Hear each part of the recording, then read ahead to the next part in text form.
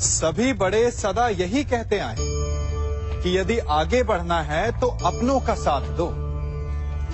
सत्य कहते हैं, अपनों का साथ देना ही चाहिए, परंतु साथ देने से पूर्व ये अवश्य पहचान लेना चाहिए कि अपने हैं कौन। क्या अपने वही होते हैं जिनके साथ हमारा रक्त संबंध होता है, या अपने मित्र? अपने वो होते हैं जो हमें सद्कार्य के लिए प्रेरित करें, हमें आगे बढ़ाएं, हमारा साथ दें। और वो जिनका साथ देने से समाज का नाश, धर्म की हानि हो, वो सगे हो करके भी सगे नहीं होते। इसलिए जब अपनों की परिभाषा का चुनाव करें तो उन्हें अपना माने जो आपका साथ दे, उन्हें नहीं जो हमें अज्ञान के मार्ग पर ले जाएं।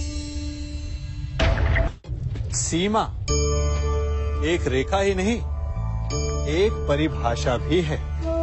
सीमा हर किसी की होती है, प्रेम की, धैर्य की, मित्रता की और शत्रुता की भी। और जो सदैव सीमा में बंधे रहते हैं वो सामान्य मनुष्य बनकर रह जाते हैं, परंतु जो समय आने पर सीमा तोड़ देते हैं वही भविष्य बनाते हैं।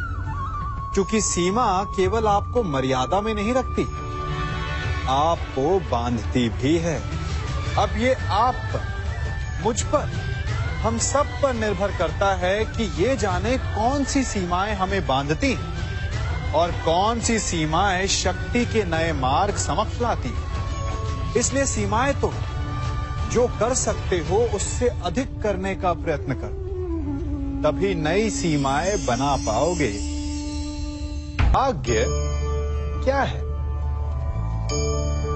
जो आपने किया उसे भोगना भाग्य है, या जो आपके पूर्वजों ने किया उसका फल भाग्य है? नहीं, भाग्य वही है जो आपने किया, क्योंकि हर मनुष्य को अपने कर्मों के फल भुगतने होते हैं। इसलिए यदि जीवन में कुछ भी करें तो उस पर अपनी दृष्टि अवश्य रखें,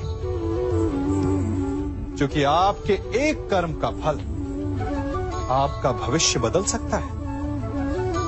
हम वही बनते हैं जो हम चुनते हैं, क्योंकि वही हमारा भाग्य बनता है।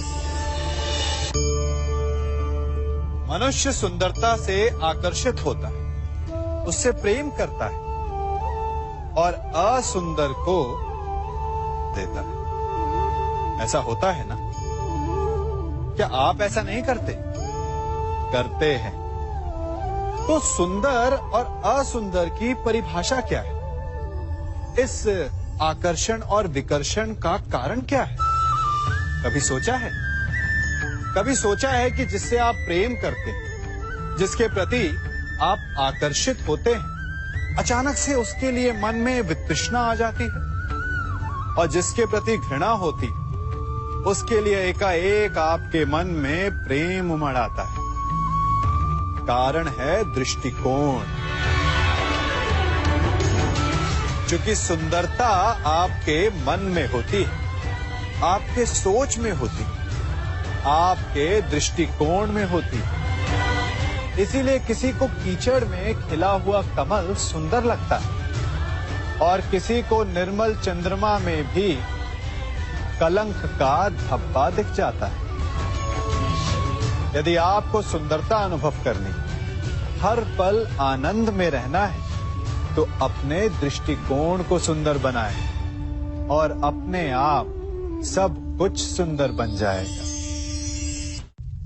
हम अपनी सोच और संसार की मान्यता के अनुसार अपने विचार बनाते हैं। जैसे सत्य कहना धर्म है, असत्य कहना पाप, सहनशीलता धर्म है और क्रोध करना अधर्म, उपकार करना, जीवों पर दया करना धर्म है और निष्ठुर होना अधर्म।